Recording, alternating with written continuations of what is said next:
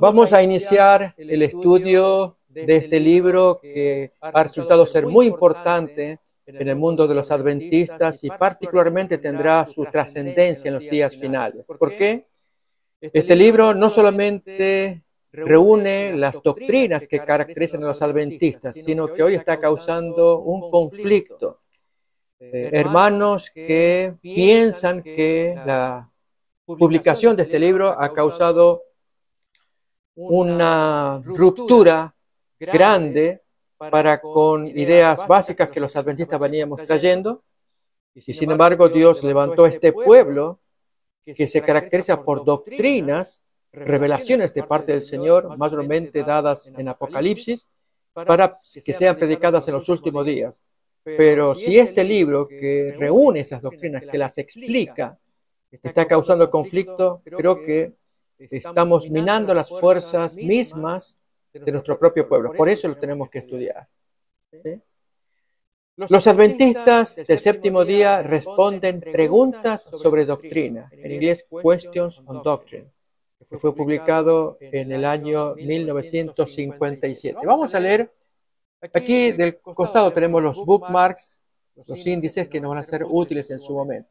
Pero vamos a leer alguna introducción. Bueno, acá quizás esto nos puede ayudar, lo podemos mirar acá, ¿no? Que dice: los adventistas del séptimo día responden preguntas sobre doctrina.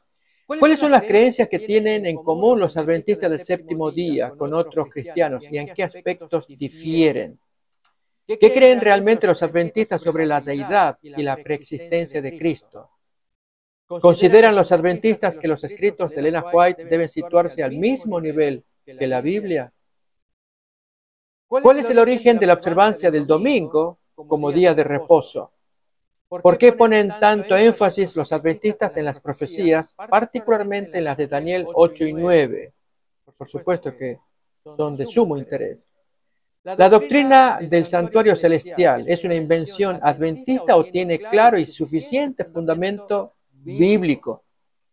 ¿Cuál es la enseñanza de los adventistas del séptimo día con relación a la segunda venida de nuestro Señor? Y allí agregamos: ¿creemos en el rapto secreto, por ejemplo? ¿Qué razones tenemos para no creer en ello, que es una doctrina popular en el mundo evangélico? ¿Cómo se explica la parábola del rico y Lázaro, decisivo argumento para muchos evangélicos en su defensa de la inmortalidad natural o incondicional o inherente del alma? ¿No? Vamos todavía más a seguir avanzando con estas lecturas. Bueno, esta sería entonces la portada del libro. ¿Sí? Y esto sí, se torna de interés. Aparece en el cuerpo del libro opiniones, entre ellos dos que han sido adversos. El primero, Millian Loritz Anderson. Ahora vamos a ampliar la imagen. Luego el pastor de Han, él fue adversario del libro, y el presidente de la Asociación General, más la opinión de Knight, que es el pastor que hizo la anotación del libro. Yo quería ver el cuadro conjunto, ahora vamos a verlo en particular. Millian Loritz Anderson. Este fue un pastor prominente. Se va a dar una historia en un momento más, cuando ya entremos a leer el libro, vamos a conocer más de este pastor. Fue muy prominente. Y él quizás fue el que abrió la brecha o prendió la mecha para que hoy una buena cantidad de hermanos adventistas rechacen el libro. Él rechazó porciones del libro. Dice acá, lo publicó poco tiempo de que el libro saliera a luz. Hay muchas cosas buenas en el libro que pueden ser de auténtica ayuda para muchos. Y puede que algunos piensen que yo lo repudio todo, cuando lo que me preocupa es únicamente la sección sobre la expiación, que es completamente inaceptable y debe ser retirada. Vamos a ver si ahí como adventistas nos equivocamos, porque este hombre era un experto sobre el santuario en ese tiempo, en la década del 30 y 40. Él era el hombre más prominente en la defensa del santuario, tanto la tipología del santuario, tanto el viejo, del Antiguo Testamento, como el santuario del cielo. Ahora del pastor DeHaan publica esto y es llamativo. Él también fue un enemigo de los adventistas, fue adventista y dejó de serlo. Mi desencanto fue muy grande cuando descubrí que no había habido ningún cambio esencial en la postura histórica de los adventistas. El volumen no es un repudio por parte de los adventistas del séptimo día de ninguno de sus puntos de vista anteriores, sino más bien una reformulación de los mismos, y creo que es la opinión más sobresaliente, a mi modo de ver, la que más me agrada. Reformulación.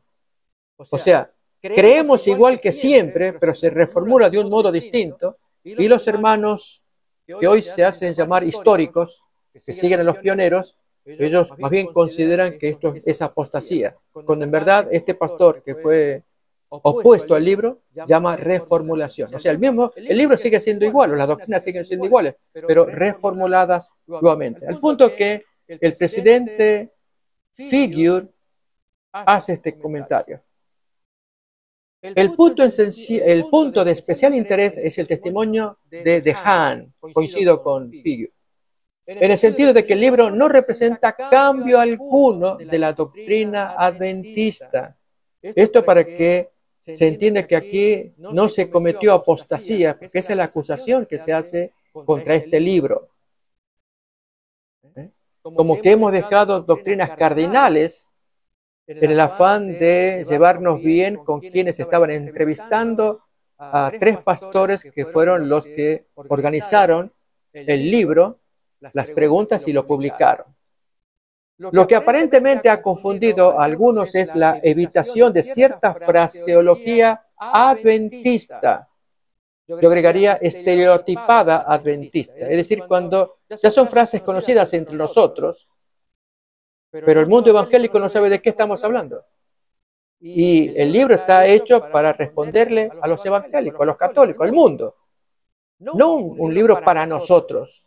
Por eso, el título ya lo decía, los adventistas responden a preguntas. Al leer la pregunta, vamos a ver, son 48 preguntas, son preguntas que tenemos que responderlas, pero no con una fraseología adventista. Yo dije estereotipada, es decir, que ya están como cliché, armada, típico nuestro. Por ejemplo, cuando entre nosotros hablamos de la santificación, aún de la justificación por la fe. Hay personas de afuera que dicen, ¿y eso qué significa? Dímelo en un lenguaje bien simple, llano, porque para nosotros es fácil. Hablamos de santificación, glorificación, justificación, y ya sabemos a qué se refiere cada palabra. Bueno, a eso se refiere con fraseología adventista, que ya conocemos a qué se refiere, pero el evangélico no lo entiende. El católico hasta entiende otra cosa, y ahí es donde tenemos que tener cuidado, que no entiendan según el lenguaje de ellos, sino qué es lo que queremos decir, porque ellos quieren entendernos a nosotros, pero no en la interpretación de ellos, sino explicado como creemos realmente, sin traicionar lo que creemos, pero en un lenguaje que para ellos sea accesible. A eso se refiere reformulación. Pero hubo hermanos históricos, vamos a llamar ya un poco después vamos a explicar qué es esto, que ellos quieren que sigamos con la fraseología adventista estándar, que sigamos usando el lenguaje que nos caracteriza a nosotros. Tenemos que pensar, si vamos a predicar a gente, tenemos que usar un lenguaje que la gente pueda entender. Eso es muy importante, muy atinado de reflexionar. Seguimos leyendo. Lo que aparentemente ha confundido a algunos es la evitación de cierta fraseología adventista y el empleo de terminología usada en la actualidad en círculos teológicos adventistas. A lo largo de los años, los adventistas hemos desarrollado un vocabulario propio que para nosotros significa mucho, pero que no siempre transmite correctamente a los no adventistas las ideas que deseamos comunicar, que aquellos son los que nos están preguntando. El libro procura exponer con toda la claridad posible una razón de la esperanza que hay en nosotros como adventistas, para que los inquisidores, investigadores, no adventistas, sinceros, puedan comprender. Esto es lo que dijo Figure en su momento. Y Knight, que es el responsable de esta edición que vamos a estudiar, la publicó en inglés y aquí la tenemos en español, por la gracia de Dios, ¿no? Y este hombre, él también tiene su corazoncito. Lo vamos a ver a lo largo del libro que él tiene una inclinación. Uno hubiera querido que sea imparcial, pero creo que nadie puede ser absolutamente imparcial. Cuando vamos a ver que nos dividimos entre aquellos que creemos, por ejemplo, en cuanto a la naturaleza humana de Jesús, aquellos que la creen poslapsaria o prelapsaria. Y ya quizás podamos tener una idea personal al respecto, pero tenemos que ser imparciales al exponer. El libro, de hecho, ya va a dar su opinión en su momento. Otro tanto es con respecto al tema de la Trinidad. Hay quienes la niegan, diciendo que eso no caracterizó a los pioneros. Y lo que importa acá es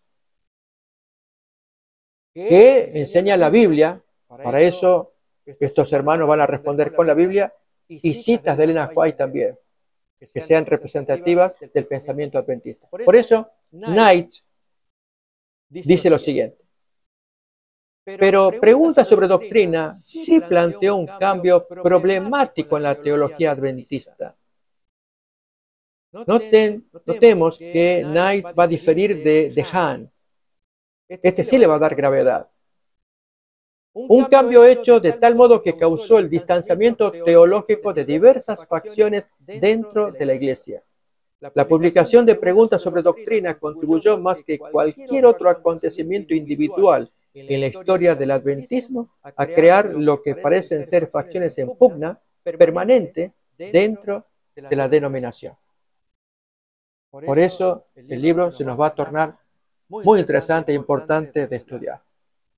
Bien, vamos a mirar, a vuelo de pájaro, el contenido del libro. ¿Qué es lo que tiene? ¿Qué es lo que trata, no? Bien, acá está, bueno, la introducción. Vamos a leer esas notas, prefacios, introducciones que nos van a ayudar a tener un panorama en su momento, ¿no? Lo vamos a leer también. Pero acá van las preguntas. Preguntas iniciales, preliminares. Doctrinas que compartimos con otros cristianos. Por supuesto, cuando leamos la pregunta ahí viene en forma de pregunta. Algo así como, ¿y qué doctrinas tienen los adventistas que comparten con otros cristianos? Por ejemplo, ¿no? Aquí solamente aparece el título.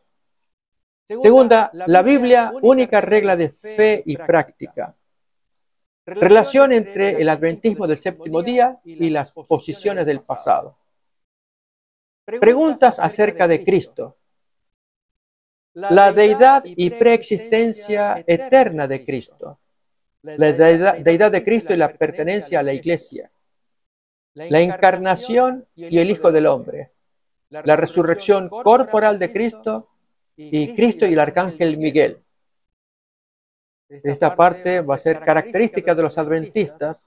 Al responderle a evangélicos, ellos van a tener que aceptar qué es lo que creemos. Hay muchos evangélicos que no creen lo que creemos nosotros, obviamente. Preguntas sobre la relación entre los escritos de Elena White y la Biblia. ¿Cuál es la relación entre una y otra? Es la pregunta 9. Acerca de la ley y el legalismo. Cristo, corazón del mensaje adventista. La base y el fruto de la experiencia cristiana. Los 10 mandamientos, la norma divina de conducta.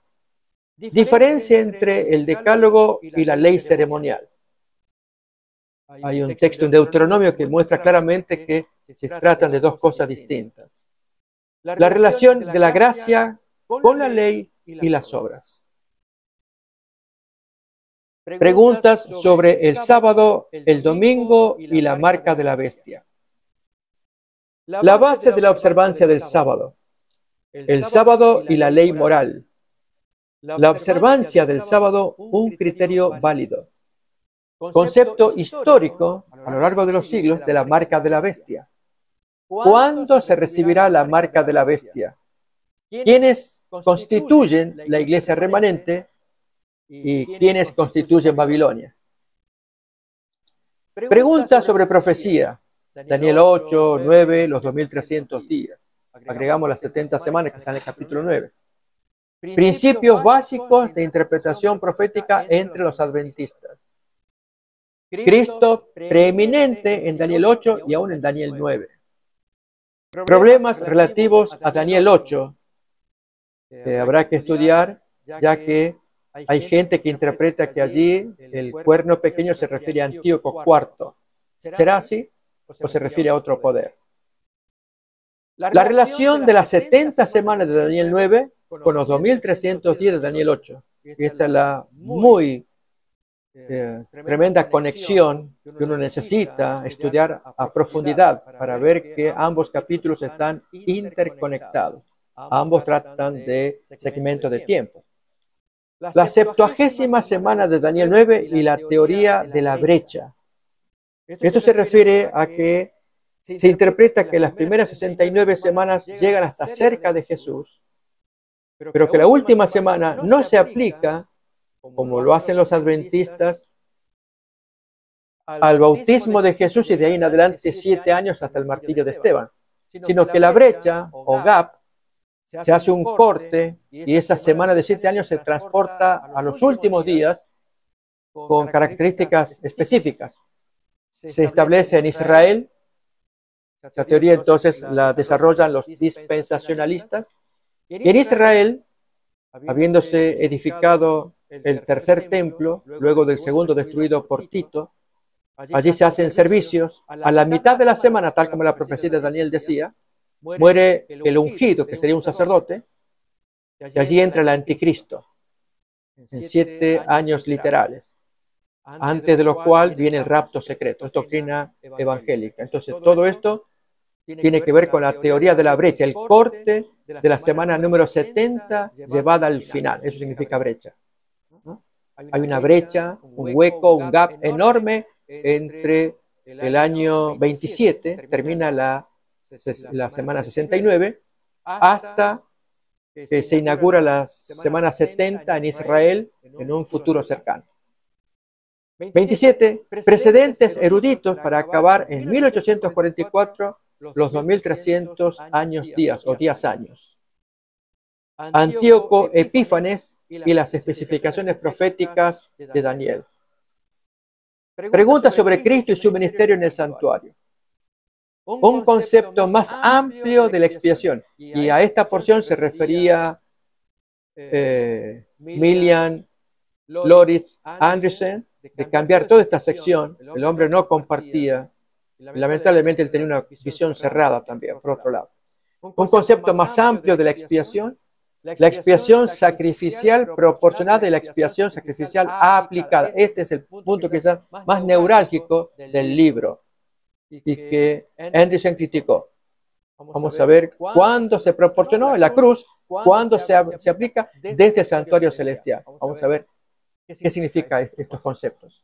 La salvación prefigurada en los ritos del santuario judío, el santuario viejo.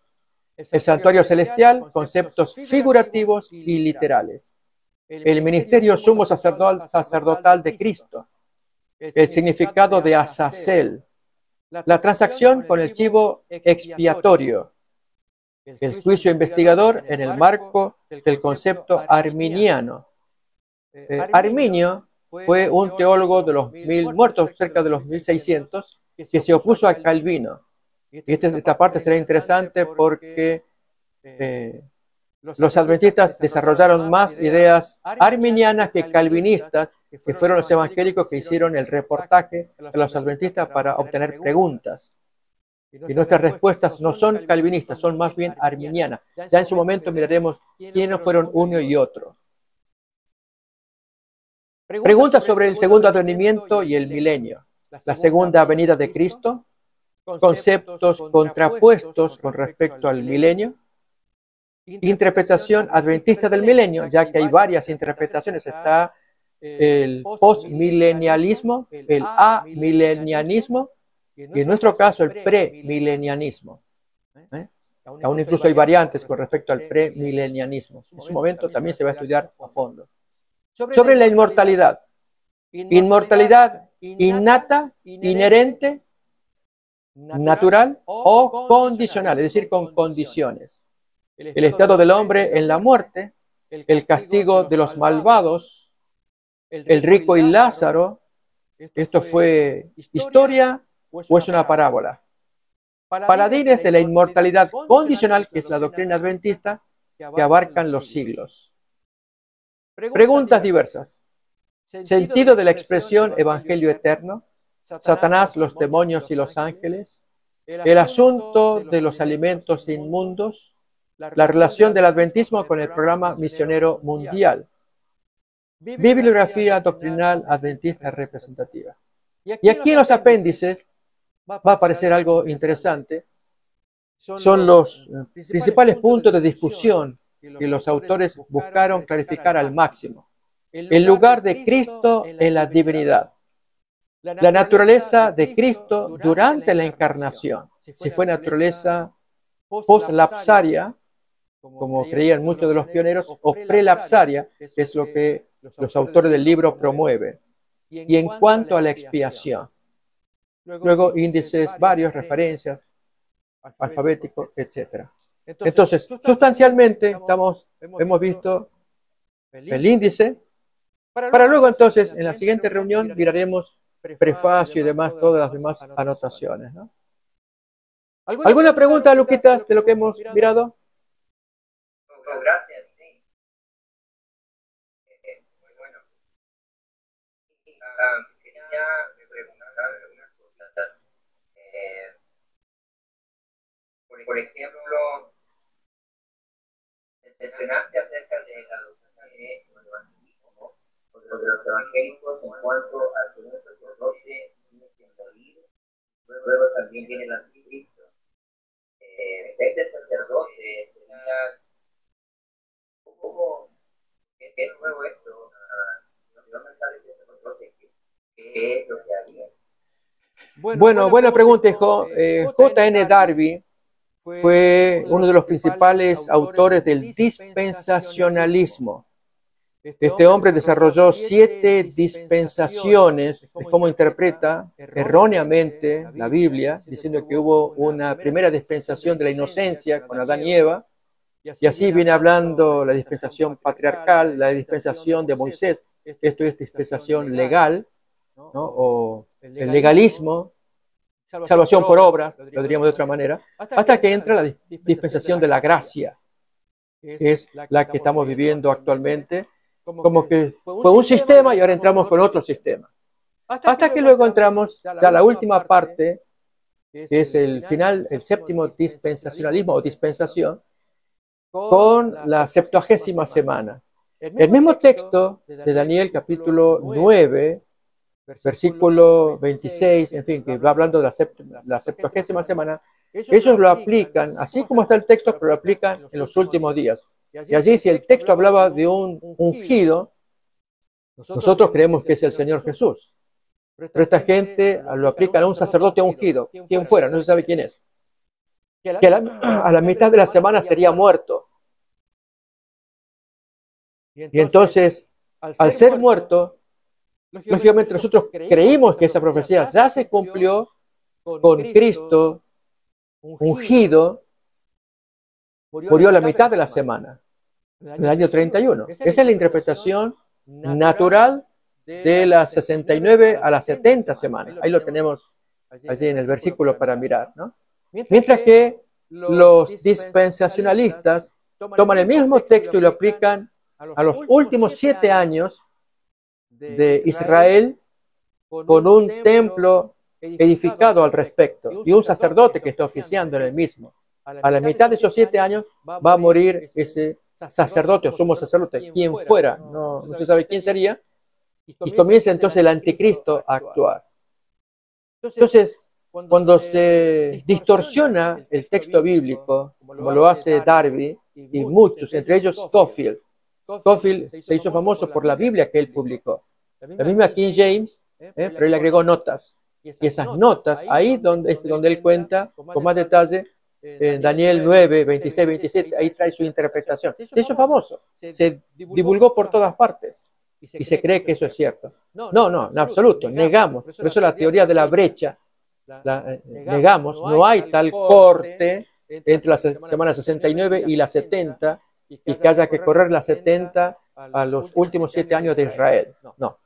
Así que en su momento vamos a mirar en la pregunta qué es eso de la teoría de la brecha. Ahí nos lo va a explicar cabalmente la lección, la pregunta respectiva. ¿Sí? Luego, la fecha de donde viene la raza o Arminio, ¿cuándo las personas? Sí, el hombre muere por el 1609, no me acuerdo bien exactamente la fecha de Arminio. Déjame que, de paso, yo voy a mostrar acá en un gráfico también, en su momento, porque en un manual tengo al respecto.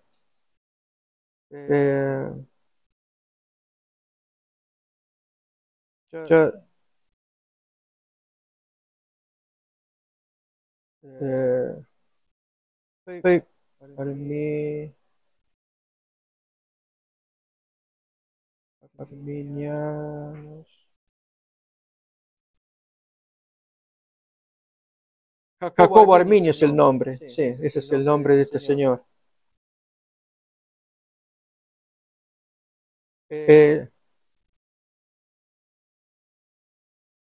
Déjame, hijo, te leo así poquito nomás.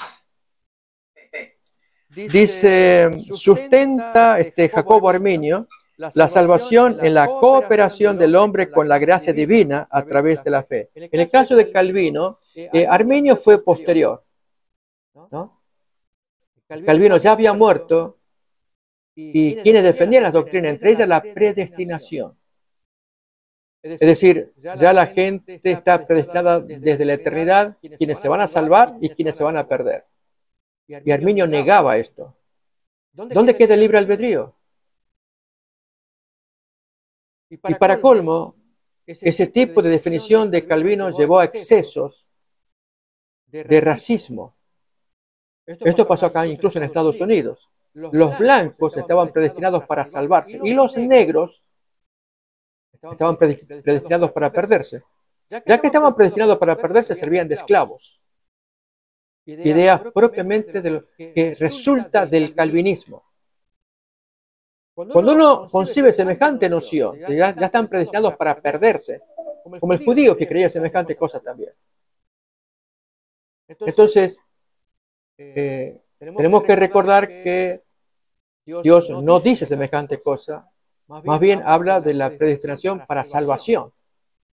Pero Arminio, Jacobo Arminio, trabajó mucho con el libre albedrío y la cooperación, cómo el hombre puede cooperar. Y los adventistas siguen esa línea de pensamiento. Por eso es que cuando leamos esa pregunta, en su momento vamos a leer más de Jacobo Arminio. Yo voy a presentar algunos gráficos también para que contrastemos entre el calvinismo y el arminianismo, que fueron opuestos. Y la lectura que antes el hombre y sí. El arminianismo sustenta la salvación en la cooperación del hombre con la gracia divina a través de la fe. Hay una cooperación, la hermana White suele usar con frecuencia esa palabra. Cooperar el hombre con el poder de Dios. Esa fusión, hay que trabajar con el Señor. Y eso se llama libre albedrío. O sea, yo voy a trabajar, yo tengo que decidir, no que ya Dios decidió mi salvación, independientemente de lo que yo haga. Independientemente del mal que yo haga, yo ya estoy predestinado para salvarme. Como dice alguna frase evangélica, salvo una vez, salvo siempre. No, aquí no cabe semejante cosa. Va en contra del espíritu, por ejemplo, de Ezequiel capítulo 33. Si yo dijera al justo, de cierto vivirás, pero él confiado en su justicia, cometiere pecado, todas sus justicias le serán olvidadas. Morirá por el pecado que cometió.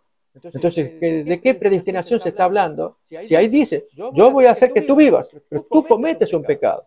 En el caso de los predestinacionistas, Calvino entre ellos están tan seguros en su salvación que no importa lo que hagan, están predestinados para salvarse. No se requiere que yo acepte, ya Él lo hizo por mí. No, no, no. Y lo opuesto lo mismo también. Predestinados para perderse. Ahí entran mis enemigos, gente que tiene defectos, los que yo desprecio. No, es una doctrina absolutamente errónea, satánica, y Arminio se caracterizó por contradecirla. Por eso no se lo quiso. Y el calvinismo prosperó demasiado. Y quienes vinieron a interrogar a los adventistas eran calvinistas. Así que hay que tener cuidado que las respuestas que dieron nuestros pastores, tienen que tener cuidado cómo hacerlo para que no seamos malinterpretados por decir qué es lo que creemos. Así que eso vamos a mirar con detalle. Muy bonito en su momento con las preguntas. Impresionante. Sí. Que viene con la vuelta de Estados Unidos. Con lo cual, hijo, perdón. Con el racismo y la historia de Estados Unidos. Así es. Yo me acuerdo en la clase de teología fue lo que el profesor nos decía, que esta guerra de secesión que hubo en el tiempo de Lincoln se debía a ideas calvinistas. Me impresionó. Yo nunca había escuchado eso. Eran cristianos despreciando a los negros. ¿De dónde es eso? No, es terrible, es terrible. Entonces hay que tener cuidado con eso del racismo, creerse superior al estilo Hitler, y actualmente en este país andamos tras esos pasos también. ¿Acaso no les pasaba a los judíos, no les pasaba a Pedro? Vosotros sabéis cuán abominable es para un judío acercarse o juntarse a un extranjero. Pero a mí me ha mostrado Dios que no los llame inmundos. Así que ellos se creían predestinados para salvarse y el resto predestinados para perderse. No. La última pregunta es en cuanto al texto que hace referencia en Deuteronomio mencionaste de la ley del decálogo y la ley de Capítulo 31. Ya te busco el texto.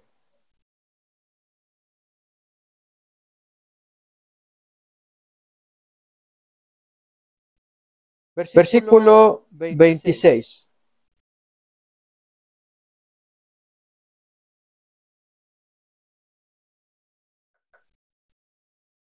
Tomad este libro de la ley, el que había escrito Moisés, leyes de Dios, no leyes de Moisés, y ponedlo al lado del arca del pacto de Jehová, vuestro Dios, y esté allí por testigo contra ti. Entonces, cuando tengamos que hablar de la ley moral y la ley ceremonial, pero junto con la ley ceremonial hay otras leyes de guerra, leyes de los esclavos, leyes de alimentación, etc. Todo eso va a estar escrito en el libro del pacto que estaba al lado del arca, en cuyo interior estaban las tablas de los 10 mandamientos. Entonces, hacer esa diferencia bien clara, eso nos va a ayudar también a entender esa pregunta que ¿cómo hacemos diferencia nosotros? ¿Sí? Y la situación de llamarlos testigos. ¿De dónde, cuáles son las raíces de ¿a qué se hace referencia? ¿A pacto? ¿A una sala de tribunal? ¿A qué se hace referencia para llamarlos testigos? Buena pregunta. Lo mismo dijo Josué en el capítulo 24. Dios lo dice en otras partes también, que pone por testigos al cielo y la tierra. Testigos para que de un solemne juramento o una solemne maldición o algo por el estilo, en donde la persona que oye tiene que prestar atención a lo que se está diciendo. En este caso, el libro está puesto como testigo contra ellos de que si no obedecen serían castigados. Entonces, ese texto también se suma a aquel otro del Jerógrafo de Colosenses, capítulo 2:14. Que de paso está corriendo un video por ahí que dice, después de 26 años como adventista, un versículo me cambió y dejé de ser adventista. Y se refería a Colosenses 2:16, que nadie os juzgue en comida, bebida y en cuanto a sábado. Hay un video que anda corriendo por ahí, ¿no?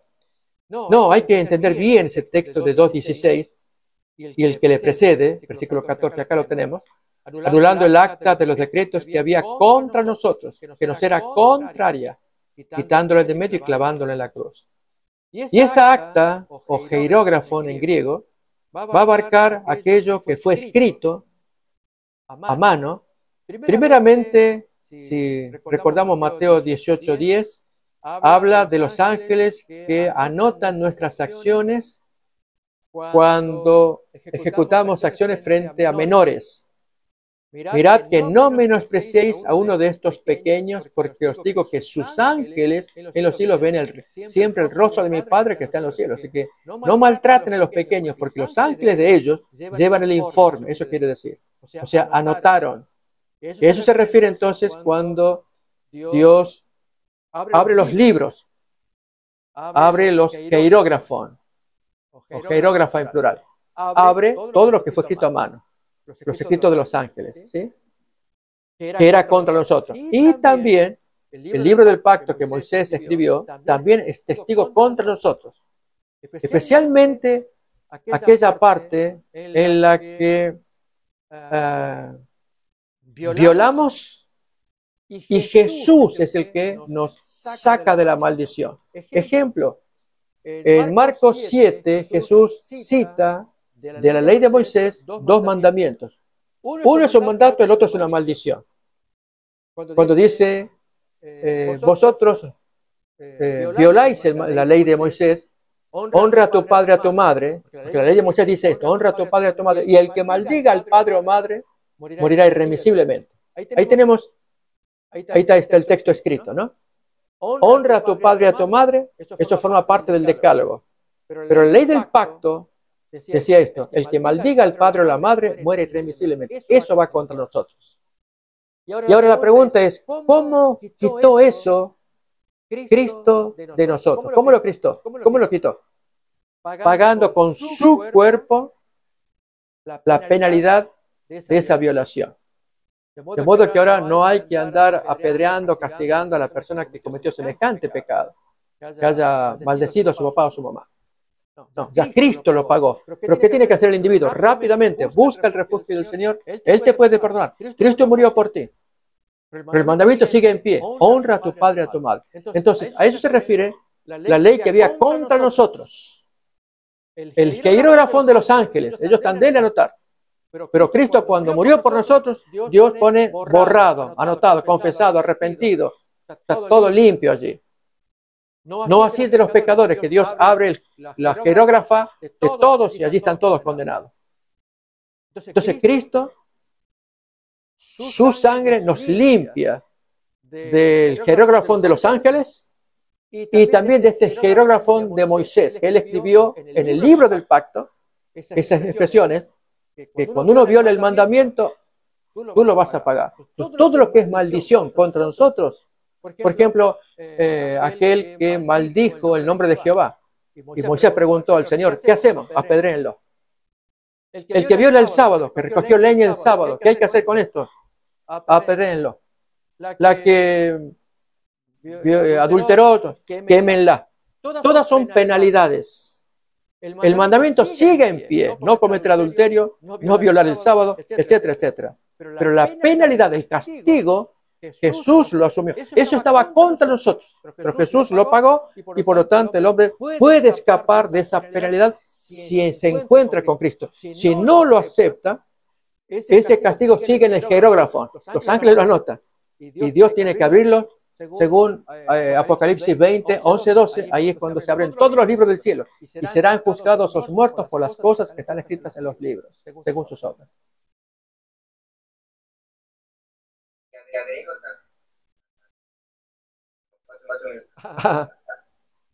Agrego también de que, no me equivoco, la sangre que fue rociada también sobre el libro del pacto, así que el libro del pacto había un acuerdo que se llevó a cabo para que entonces el libro del pacto dice, pero cuando yo hice un acuerdo contigo, aquí está el récord, el pacto conmigo, que no cumplí ahí en la penalidad, Así es, chico. Así es. Si empezamos a mirarlo así, siempre recordemos, el mandamiento sigue en pie, los mandamientos morales, tanto los del decálogo como mandamientos morales que aparezcan en el libro del pacto. Pero en cuanto a lo ceremonial, por un lado los sacrificios y la penalidad por violar eso. Por ejemplo, cuando dice que me traigan un cordero, y si no lo trae, traigan esto, y uno no hace, desobedece, no hace. Eso se paga con la muerte. Pero Cristo lo pagó para que el hombre escape, pero sigue en pie todo el aspecto moral. Gracias a Dios. Amén, amén.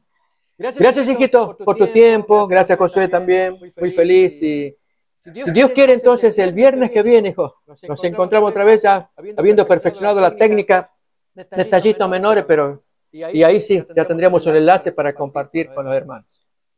Me encantó este primer estudio, gracias. Claro que sí, hijo. Bueno, Dios te bendiga, hijito. Gracias. Bueno, chao, pichón. Chao, Dios los bendiga. chao. Chao.